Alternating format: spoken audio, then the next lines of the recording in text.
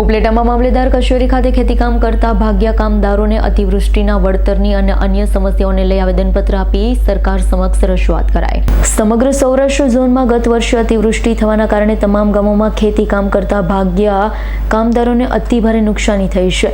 પાક નુકસાનીની અંદર ગુજરાત સરકાર શ્રી દ્વારા જે રાહત પેકેજ આપવામાં આવ્યું છે તે ભાગ્યાઓને વિધિવત રીતે મળ્યું નથી। વાર્ષિક પૈસા આપી ખેતી કરતા ખેતમજૂરોને ખેતીના માલિકોને વાર્ષિક નિયુક્ત કરેલા પૈસા ચૂકવવા પડતા હોય છે, પરંતુ ગત વર્ષે અતિવૃષ્ટિ થવાના કારણે પાકમાં ખૂબ જ નુકસાન થયું છે। તેવા ખેતી કરતા ખેતમજૂરોને પાકની ઉપજમાં નુકસાની થયું છે, જેના કારણે તે વાર્ષિક ખર્ચ ખેતરોના માલિકોને ચૂકવી શકે તેવી પરિસ્થિતિમાં રહ્યા નથી। તેમણે પણ અતિવૃષ્ટિ થવાના કારણે વાર્ષિક ખેતી કરતા ખેતમજૂરોને વાર્ષિક નુકસાનીનું વળતર સરકાર દ્વારા મળે, નુકસાનીના પૈસા ચૂકવી શકે। ગામે ગામ ખેતી કરતા લોકો બહારથી આવે, તેમને રહેવા માટેની કોઈ પણ પ્રકારની ગામ અથવા સીમતળમાં સુવિધાનો અભાવ છે, જેથી આ બાબતે પણ સરકાર શ્રી પાસે માંગણી કરી છે કે ખેતમજૂરોને ગામમાં અને સીમમાં યોગ્ય રહેવા માટેની વ્યવસ્થા કરવી જોઈએ, તેમને યોગ્ય રહેવા માટેની સગવડ મળવી જોઈએ, જેથી તેમની સ્ત્રી, નાના બાળકો અને પુત્રીઓને સુરક્ષિત રહેવા માટેની સગવડો મળી રહે, તેમનું જીવન જોખમાય નહીં। વધુમાં યુપી, એમપી, રાજસ્થાન, બિહાર કે અન્ય રાજ્યોમાંથી આવતા ખેતમજૂરોના બાળકો જે રાજ્યમાં રહેતા હોય ત્યાંનું શિક્ષણ અને જે લોકો અહીં આવતા શિક્ષણ અલગ હોવાના કારણે તેવા ખેતમજૂરોના બાળકો શિક્ષણથી દૂર રહી જતા હોય છે। અહીંયા તેમના રાજ્યનું શિક્ષણ મળે અથવા શિક્ષણમાં સમાનતા થાય તેવી વ્યવસ્થા કરવામાં આવે તથા સમાન ભણતરની જોગવાઈ ઊભી કરવામાં આવે, તેમના પરિવારોને યોગ્ય શિક્ષણ મળે તેવી વ્યવસ્થા કરવામાં આવે। સાથે સાથે જે શિષ્યવૃત્તિ એટલે કે સ્કોલરશીપ મળવાની થતી હોય તેમાં પણ તેમને યોગ્ય સ્કોલરશીપ મળે તેવા સુધારા કરવામાં આવે અને તેમને શિક્ષણમાં થતા વધારા ખર્ચોથી બચાવવામાં આવે તેવી માંગણી કરી છે।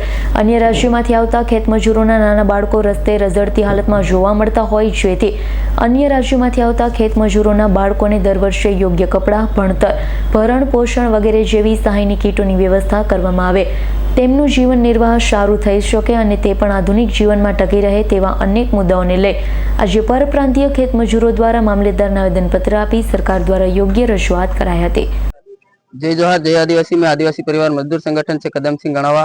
हम उपलेटा के अंदर हाल ही में उपस्थित हुए हैं आवेदन पत्र देने के लिए तहसीलदार महोदय को, क्योंकि मावठे की वजह से फसल बर्बाद हुई है।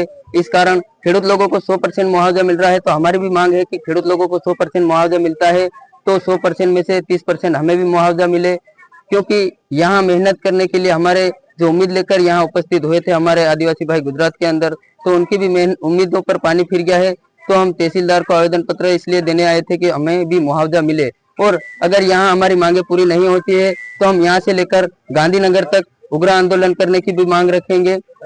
जय जोहार, जय आदिवासी। મારું નામ મહિડા પ્રવીણ કુમાર। અમે અત્યારે ઉપલેટાની અંદર મામલતદાર શ્રીને આવેદનપત્ર આપવા માટે અહીંયા એકત્રિત થયા છે।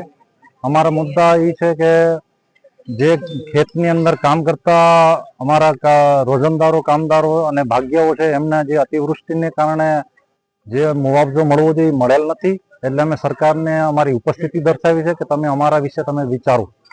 બીજા નંબરની અંદર કે જે પૈસા દઈને જે ભાગ્યું રાખતા હોય એને બી વળતર કંઈ મળ્યું નથી, તો એને બી વળતર મળે એના માટેની માંગ છે। આગળ એક મુદ્દા એવા છે કે જે બહારના રાજ્યોથી આવેલા જે લોકો છે એના બાળકોના શિક્ષણ માટે વ્યવસ્થા પૂરી નથી।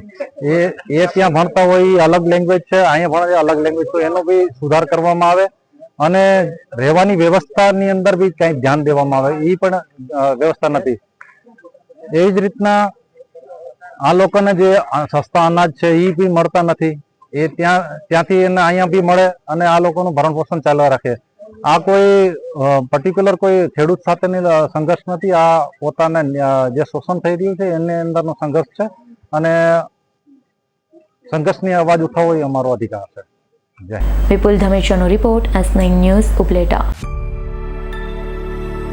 અમારી તમામ માહિતીથી અપડેટ રહેવા માટે જોડાયેલા રહો S9 ન્યૂઝ સાથે।